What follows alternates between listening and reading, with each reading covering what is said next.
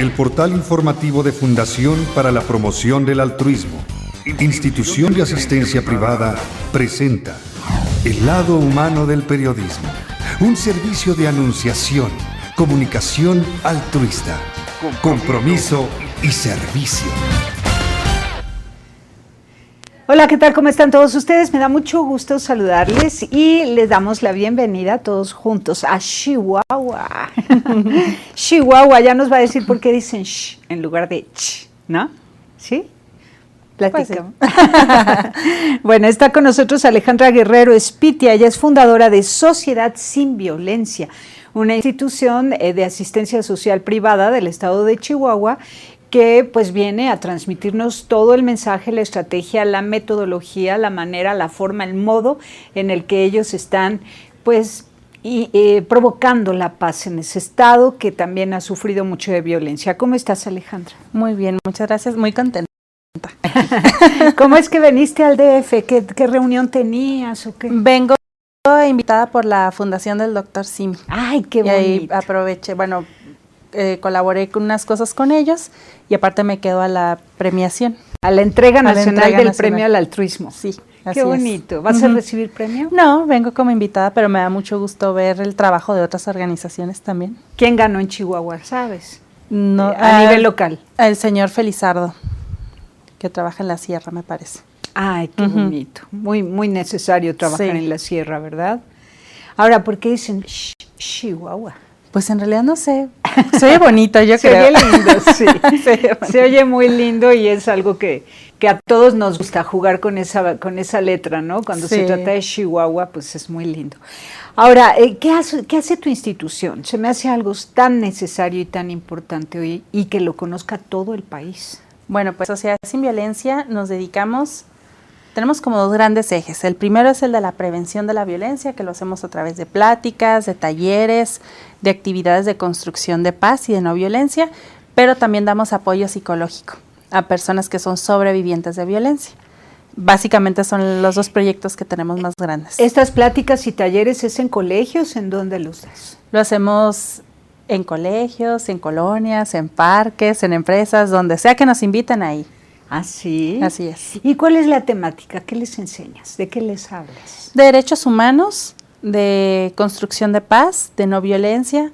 Ahora estamos trabajando también los métodos alternos de solución de conflictos. Hablamos de mediación como una manera de prevención de la violencia también. Cuando la gente puede resolver sus conflictos de manera adecuada, pues es menos probable que un conflicto pueda detonar una situación de violencia. Uh-huh. A ver, danos una probadita de estos temas que ustedes imparten, de derechos humanos. Al respecto de ello, ¿qué les dices? Pues en realidad en derechos humanos trabajamos lo más básico de los derechos humanos. Inicialmente empezamos a trabajar cuestiones de valores en la organización, que lo seguimos haciendo, pero luego nos dimos cuenta que había personas que trabajaban o que tenían valores muy arraigados, pero que no estaban dentro de la cultura de la legalidad. Por ejemplo, nos topamos con personas muy cercanas al crimen organizado que eran leales, pero a su grupo del crimen, ¿no? Entonces empezamos a trabajar otro tipo de temáticas como la cultura de la legalidad y los derechos humanos, ¿no? De cómo las personas pues tenemos un derecho a la vida, de las mismas oportunidades. O derecho a la salud, ¿no? Derecho a la salud. Sobre todo eso tendría que persuadirlos para que no estuvieran traficando con droga. Exactamente. Es en cuestión de derechos humanos, pero en las últimas fechas nos hemos enfocado más a los métodos alternos. Entonces, a través de la mediación, trabajamos cuestiones de empatía, de diálogo, de comunicación también con la comunidad para que ellos aprendan a resolver sus propios conflictos, que es uno de los proyectos que tenemos en este momento. ¿Cómo se resuelve el tema en estos estados del noroeste? Bueno, ya yo creo que también en el sur, por todos lados en México. En una familia extensa puede haber 2 o 3 miembros de la mafia organizada. Así es. Y toda la familia lo sabe, se entera, pero no dice nada. O los vecinos, los compadres, resulta que ya son traficantes de droga, que ya sus tierras están cultivadas con amapola, y ya la gente no dice nada. ¿Cómo se resuelve eso? Desgraciadamente, hablando del tema de la lealtad, que hay que ser leales a la verdad, a la justicia, a la solidaridad.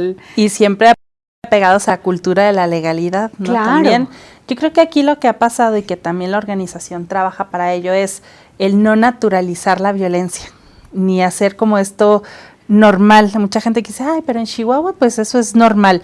No, no es normal ni debería ser normal. Entonces por eso nosotros trabajamos mucho en ese sentido, ¿no? De quitar este concepto muy natural de la violencia, muy natural del narcotráfico, del crimen organizado. Y les enseñan a no solapar, es decir, Exactamente. oye, tú estás haciendo eso, yo te retiro mi amistad, ¿o a qué les enseñas?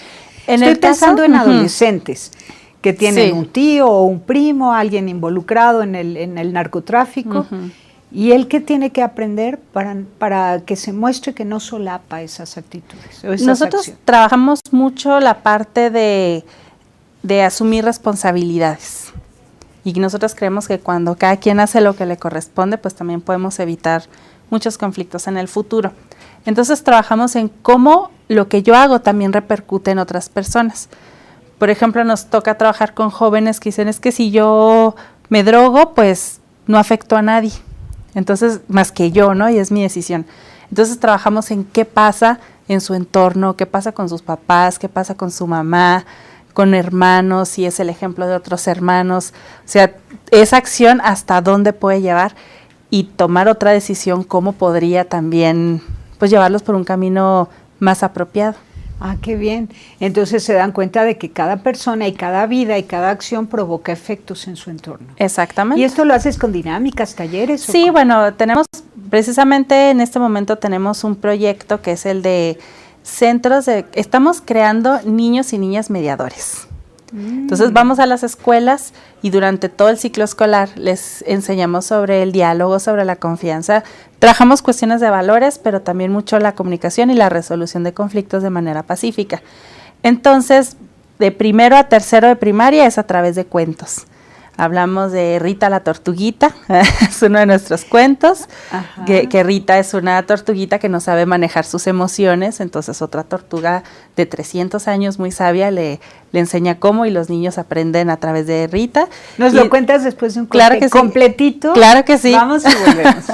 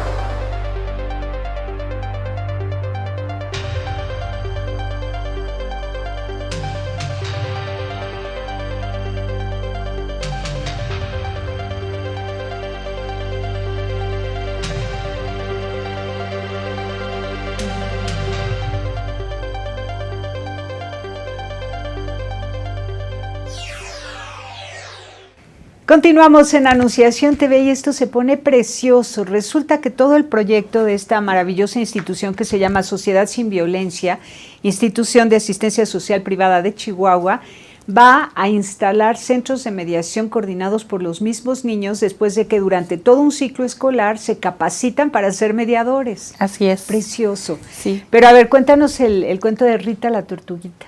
Bueno, pues Rita. Completitita. Bueno, pues Rita es una tortuguita que no sabe controlar muy bien sus emociones. Entonces tiene muchos problemas en la escuela, no se lleva bien con compañeros, algo está pasando que no le gusta la escuela, pero ella pone mucha atención en clases, es más bien la convivencia con otras tortuguitas con las que convive.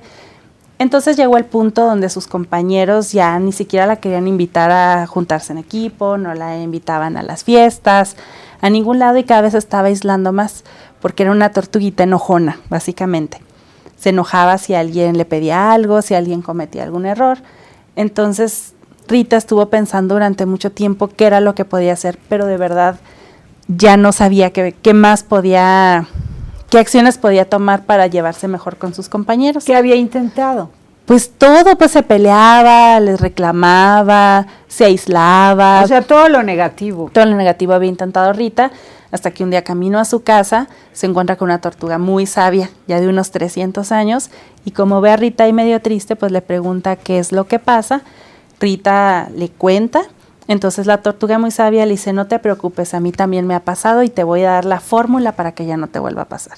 O sea, cuando tú sientas que no puedes controlar tus emociones, ya sea que estés enojada, que estés triste, una emoción desagradable, lo primero que vas a hacer, dice, número 1, te vas a meter en tu caparazón y luego vas a respirar muy profundo, vas a decir alto, vas a tomarte un tiempo, y luego vas a expresar cuál es la emoción que sientes. Si es enojo, pues decir estoy enojada. Si es tristeza, decir estoy triste. Y después de eso, sales otra vez de tu caparazón. Y le dijo, pero lo tienes que practicar. Eso es algo que lo tienes que hacer siempre, y lo tienes que hacer en la escuela, y lo tienes que hacer en casa. Entonces, practicaron juntas cómo meterse al caparazón, cómo respirar, decir alto y compartir la emoción. Posteriormente, Rita se va a su casa pues dándole vueltas a ese asunto, y al día siguiente que llega a clase pues alguien hizo algo que la molestó, algo que no le agradó en el salón, y ya se iba a enojar Rita y en eso se acuerda del consejo. Entonces sigue los pasos, se mete a su caparazón, dice alto, respira profundo, comparte la emoción, y vio que se sentía mejor y que también alrededor sus compañeros la trataron mejor porque tuvo esa oportunidad de expresar.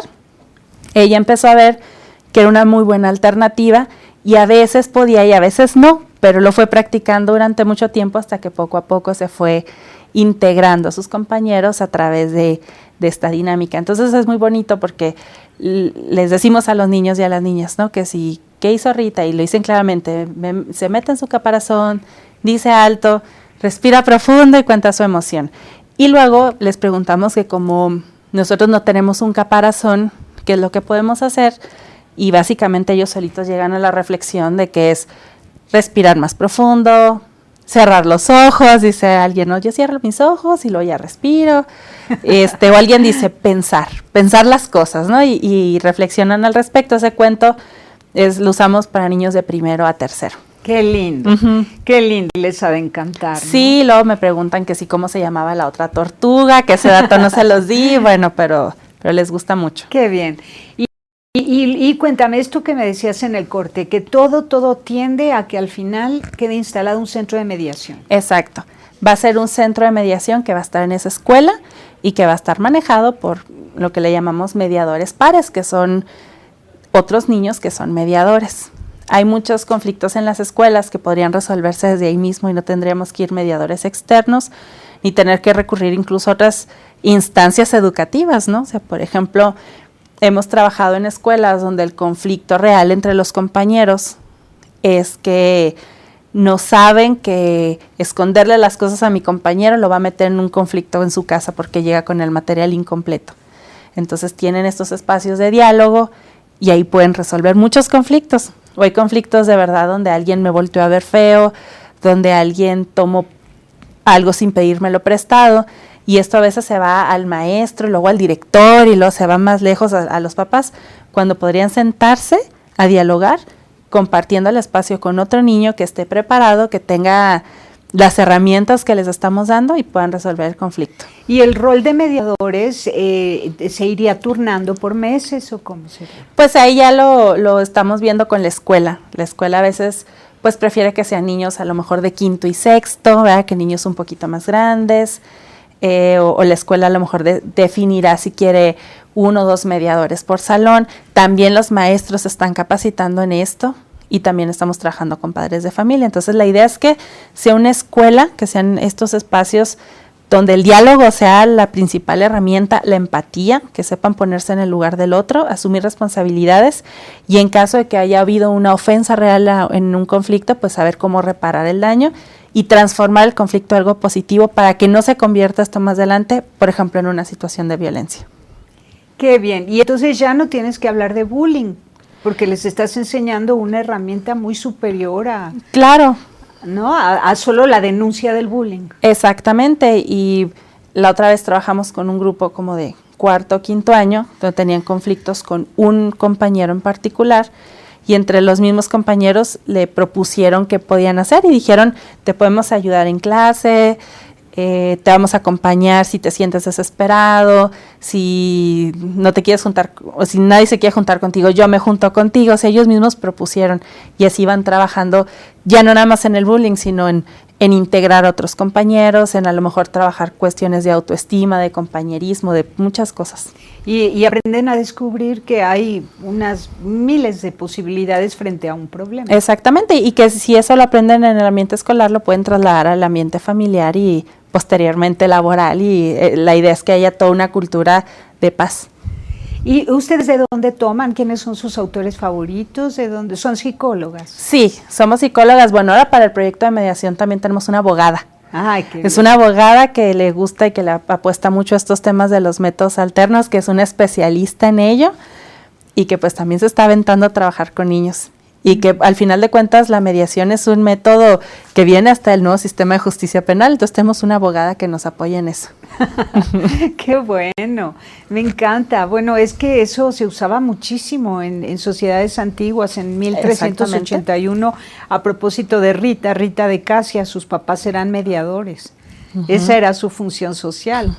Y entonces antes de que un caso llegara a los jueces, donde alguna de las partes podía perder y resultar gravemente sancionado, ¿no? Los mismos pobladores designaban a sus mediadores y los papás de Rita de Casia eran mediadores, esa era su función. Entonces ahí a nivel social se resolvía el conflicto. Qué lindo. Sí, es muy bonito. Volver a eso, que es tan natural, ¿verdad? Exactamente, no, y muchos niños con los que trabajamos y también con adultos que nos ha tocado trabajar, ya hacen cosas muy de mediación, pero no saben qué es mediación. ¿Nos cuentas? Volvemos. Claro que sí. Vamos a un corte y regresamos.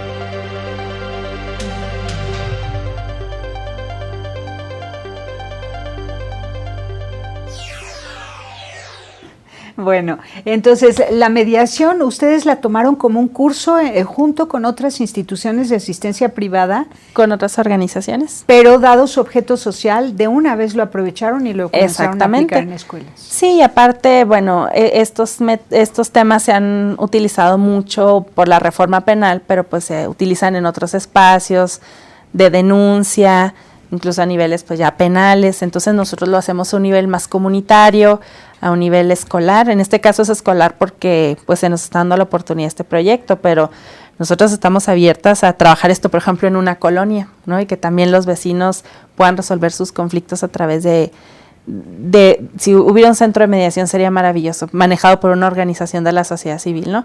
Pero si no, pues a darles algunas estrategias para que ellos, por ejemplo, en sus comités vecinales que tienen, pudieran resolver ciertos conflictos. Claro, mediante el diálogo. Así es. Antes era solo sesiones de confrontación y punto, pero luego no trascendían, claro. ¿No? Y aparte la mediación lo que tiene es que a las partes las involucre directamente en el proceso, porque lo de menos es que yo siente a dos niños y les diga, ¿tú puedes hacer esto? Sí, y todo esto, ok, ya se resolvió. Y yo fungir como árbitro, y a lo mejor funciona, pero ¿cómo se van a ir esos niños? A lo mejor se van a ir molestos, van a creer que no fue justo, uno de ellos a lo mejor se va a sentir bien y el otro mal. Entonces, lo que hace la mediación es que los hace ellos participar.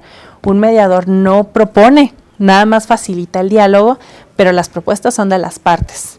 Y además pueden expresar emociones. Exactamente. Con la estrategia de la tortuguita, respirando hondo. Respirando, y bueno, sí. es un proceso que es dirigido y que va enfocado a que quienes participan en una mediación se vayan pensando que fue justo el trato.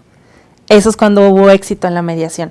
Y a veces en las escuelas no se da eso. Por ejemplo, cuando el conflicto es entre un maestro y un niño, por ejemplo, regularmente el niño siente que pierde y que fue injusto. Entonces tenemos que aprender a equilibrar y cómo entre ellos ponen las soluciones. Será en Chihuahua donde todavía se respeta la autoridad del adulto, porque aquí salen perdiendo los profesores. Bueno, sí, también ya tienen... Es terrible, ya, y por cualquier cosa los muchas denuncian. limitaciones. Sí. Pero luego en las escuelas se dan tantos conflictos, no nada más entre compañeros o entre compañeros y maestros, a veces hay entre padres de familia que tienen sus conflictos y eso se extiende a la casa y a la colonia o con los hijos, y después el conflicto ya es entre los niños del salón. Entonces puede haber muchas combinaciones en la cuestión del conflicto. Entonces les enseñamos incluso desde que el conflicto no necesariamente tiene que ser malo. O sea, a veces tuvimos conflicto como lo peor, un problema muy grave, pero puede ser una oportunidad para transformar algo y que algo puede cambiar. Después de una mediación las cosas pueden cambiar realmente en un ambiente escolar. Y la idea es que todos estos métodos son un estilo de vida. Una vez que ellos aprendan a dialogar, esperamos que dialoguen el resto de su vida, sí, que aprendan la empatía también. Exacto. A mí me encantaría que nos dieras algunas pautas de comunicación en el momento del diálogo. Estoy pensando en tantas parejas que se pelean y discuten, tantos padres de familia con hijos, donde hay un tema en común en ese momento que hay que resolver, sobre el cual hay que dialogar, tomar decisiones, llegar a acuerdos. Pero empiezan a sacar muchas otras cosas. Empiezan a sacar cosas de antes que no venían en este conflicto, que bueno, lo que nos dice es que hubo conflictos no resueltos previamente, pero que de verdad, yo tengo un ejemplo que siempre pongo en los cursos, que es de una pareja que ella quería comprar una sala y él un sillón nada más para su casa que estaban amueblando, y esto les iba a llevar al divorcio, un sillón y una sala. Y era nada más indagar y que ellos expresaran por qué querían una sala o un sillón, y las respuestas cambiaron totalmente la manera en que ellos percibían el conflicto, en que percibían a la otra parte, y pudieron llegar a un arreglo maravilloso. Sí, el que solo quería un sillón era un egoísta para la otra persona, claro, que quería una sala para recibir más gente. Exacto, ¿no? Pero cuando les preguntamos, bueno, resulta que ella dice, lo que pasa es que en una casa con una sala hay visitas, y yo quiero tener muchas visitas, y yo quiero que mis hijos crezcan rodeados de sus tíos, de sus abuelos, y quiero que aquí nos reunamos en Navidad, y extraño mucho a mi mamá, y salió todo eso que él no sabía. O sea, él nada más creyó que su esposa quería una sala, nomás porque sí. Y él comenta, es que yo trabajo 12 horas de pie, y quisiera llegar a mi casa y solamente quitarme los zapatos y tirarme, y no tener que subir escaleras, y porque me canso mucho, y bueno. Entonces ella dice, bueno, yo no sabía que tú tenías esa jornada tan pesada. Y ya es más fácil llegar a un acuerdo, porque Claro. ya no es nada más desde un interés, sino desde qué emociones provoca, y ya fue más fácil llegar a un acuerdo. Y pudieron haberse divorciado, ¿no? Y hay quienes pueden llegar a terminar relaciones laborales, o cuántos niños a lo mejor son corridos de las escuelas y pudieron haber llegado a un acuerdo. Entonces la mediación es la vía, entre otras cosas, ¿verdad?, para la construcción de la paz. Claro, llegan a la empatía, incluso a la compasión, ¿no? Sí, también. A sentir ternura por el otro, que logra expresar exactamente qué es lo que quiere y lo que siente. Exactamente. Qué bonito. Y dime, ¿ustedes están dispuestos a dar estos cursos pues a nivel nacional o vía Sí. internet o qué van a hacer? Sí, bueno, por lo pronto lo que hemos hecho es que el lugar donde nos inviten a hablar de esos temas, vamos. Hemos ido a colonias, empresas. En las empresas es esto maravilloso porque se pueden evitar despidos y se pueden evitar demandas y muchas cosas que a través del diálogo pueden arreglarse. Y es muy bonito porque en empresa nos han dicho, ¿y pueden llevar esto a...? O sea, quiero que mi esposo también conozca esto, ¿no? Y luego ya se va haciendo la invitación más grande. Pero en esta ocasión, con lo de los centros de mediación, sí nos estamos enfocando a las escuelas, porque el proyecto es eso, trabajar con niños desde ahorita. Y ahorita estamos en una escuela que es la que nos dio esta oportunidad. Digamos que es nuestro proyecto que estamos viendo cómo funciona, pero la idea es que a partir de, si es posible, desde este enero que viene, pues ya integrarnos a otras escuelas donde nos inviten. Y también podrían ustedes capacitar a directivos de otras escuelas para que instrumenten este procedimiento. Exactamente. Enseñar a los niños a ser mediadores. Así es. Y ya si detectamos otras situaciones, ¿va? Por ejemplo, que sí hayan sido víctimas de violencia, que hay casos donde la mediación no aplica. Por ejemplo, en la violencia intrafamiliar. No podemos poner a negociar a un maltratador con una persona que ha maltratado durante toda la vida. Eso sí, hay cuestiones donde no entra. Y ahí, como psicólogas, podemos determinar, a lo mejor no se necesita un proceso de mediación, sino un proceso de terapia para sanar otras cosas. Como hay personas que van a terapia y nos damos cuenta que lo que necesitaban era un proceso de mediación porque era nada más una situación que tenían que resolver, y ahí lo vamos a ir determinando. Qué bien, y ustedes dan también psicoterapia. Sí. Excelente, muy Así completo. Sí, le muy hacemos completo. a todo. Ahora que termine el ciclo escolar en esta escuela, donde están haciendo todo, llevando a cabo todo este proyecto que ustedes diseñaron, lo pueden documentar ya al final y luego compartirlo con otras escuelas. ¿Te gustaría que se convirtiera en una asignatura? Sí. A nivel primaria, que fuera Claro. oficial, asignatura mediación, así como hay español, matemáticas, ciencias, historia, geografía, que Sí. haya mediación. Mediación. Sí, puede ser mediación y no exclusivamente se ven la mediación, sino pues se trabaja el diálogo, la misma inteligencia emocional se trabaja ahí. La realidad es que a través de estas estrategias sí le cambia a uno la manera de ver las cosas. Incluso yo lo puedo hablar de manera personal. Desde que me formé como mediadora, veo cosas muy distintas, ¿no? Tengo ahora más capacidad de ponerme en el lugar de la otra persona, de saber que la otra persona que está en conflicto conmigo también se la está pasando mal y que también quisiera una solución. Claro. Entonces sí, son métodos muy Qué apropiados. bien. ¿Conoces en México alguna universidad donde se esté dando esto como a nivel diplomado?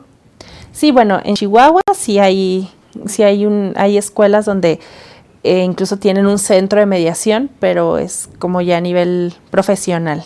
Ahí es para resolver los conflictos del alumnado, pero a nivel primaria, como lo que estamos haciendo, no hay. Es único. Es único. Bueno, pues esperamos que ya lo documenten, lo registren y lo impartan. Claro que sí. Bueno, para que otras escuelas también lo puedan instrumentar en sus ambientes y hacer que los niños se conviertan todos en mediadores y que en cada colegio haya un centro de mediación coordinado por los mismos niños. Excelente. Y no hay que hablar del bullying, al contrario, hay que hablar de todo lo positivo, el encuentro, el acuerdo, la comunicación, el diálogo, las soluciones, etcétera. Pues muchísimas gracias, Alejandra Guerrero Espitia. Saludos a todo Chihuahua. Muchas gracias. Muchas gracias. Que Dios los bendiga. Pásenla bien haciendo el bien. Hasta la próxima. Sí hay soluciones. Aquí, en el portal informativo de Fundación para la Promoción del Altruismo, Institución de Asistencia Privada. El lado humano del periodismo. Un servicio de anunciación, comunicación altruista. Participa en Facebook, Todo México Somos Hermanos, y síguenos en Twitter, @somos_hermanos.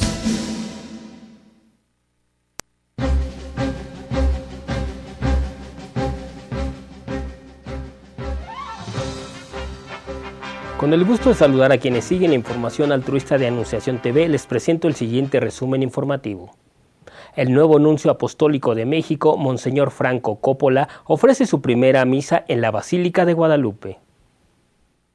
A tan solo 4 meses de su nombramiento, el nuevo nuncio apostólico de México, Monseñor Franco Coppola, ofició misa en la insignia y nacional Basílica de Santa María de Guadalupe, en la que durante su homilía, Monseñor agradeció la cálida bienvenida de los mexicanos y reafirmó su compromiso con su nuevo nombramiento.